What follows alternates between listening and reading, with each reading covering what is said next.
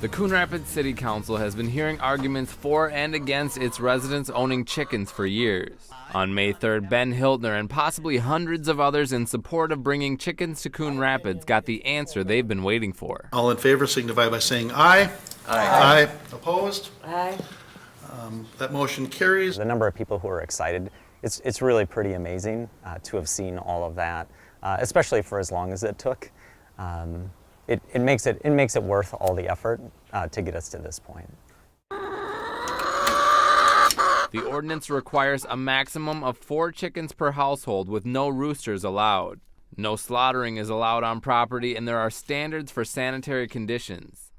Coops and runs can be no bigger than 60 square feet in the backyard, located at least 10 feet from property lines, 30 feet from neighbors' homes, 50 feet from any well, and 6 feet from their own home or other structures.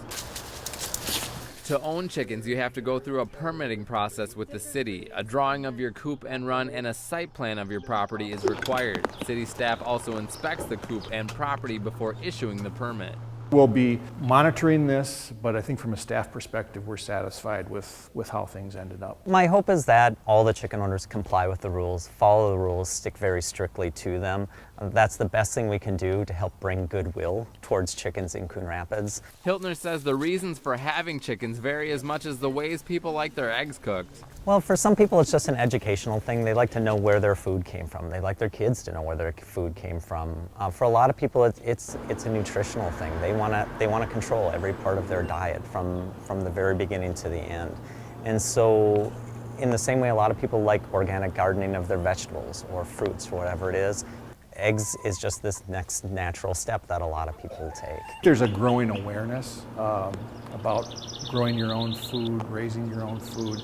And so our council wanted to encourage that and was, I think, very thoughtful about adopting an ordinance that, allows people to do that, but also puts some limitations in place. So kind of a balancing act between those two priorities. We're going to be doing more outreach in terms of letting people know what the requirements are. Part of that outreach extends to Anoka Ramsey Farm and Garden owner Tom Tidrick, who teaches classes on how to care for chickens. He says he's seen potential owners flock to his store with each ordinance passed. It was largely agriculture here, so you did sell chickens, but it was more meat-type chickens and some birds for laying.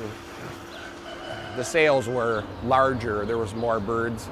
Today, people are buying 5 to 8 birds, most of them, and there's just a lot more people buying them. With many first-time chicken owners, he gives a quick lesson to anyone who needs it. We start right with the basics, how to take care of chicks.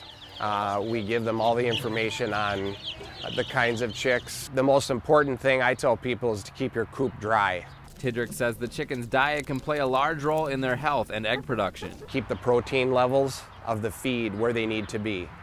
And that's roughly 20% on chicks, younger birds, and as they become adults, you lower the protein, increase the calcium for good, strong eggs. Fresh food and water is very important. You do not want to leave the birds without food and water. And containing them in the coop could keep them clucking. If you're there doing other things, the birds certainly can free range, but if you're not there to let them loose, there's all sorts of things that can happen, predators. He says people get chickens at a variety of different ages, but they primarily only lay eggs between the ages of 6 months and 2 years. And he says eggs aren't the only useful product hens create. Chicken manure is excellent. It's one of the best gardening manures that you can buy.